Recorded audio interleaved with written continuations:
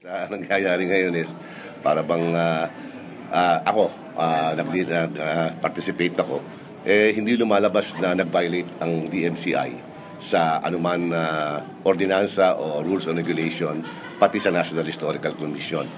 Ang masama doon na napingpong yung investor dahil sa pabalik-balik sa council, may mga resolution na to stop it. So, ang final analysis, nag-comply ang developer sa lahat ng requirement, pati ng National Historical Commission.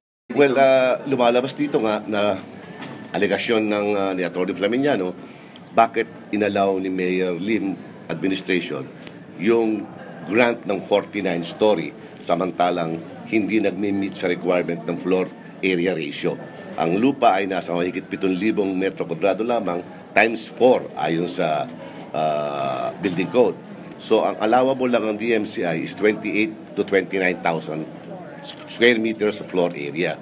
Pero ang inaprubahan nila ay 97,000, 3.5 times the ordinance.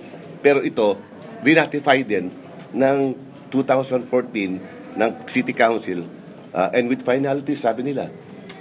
Kasi inaprubahan nila and lahat ng mga permits ay in-acknowledge nilang tama.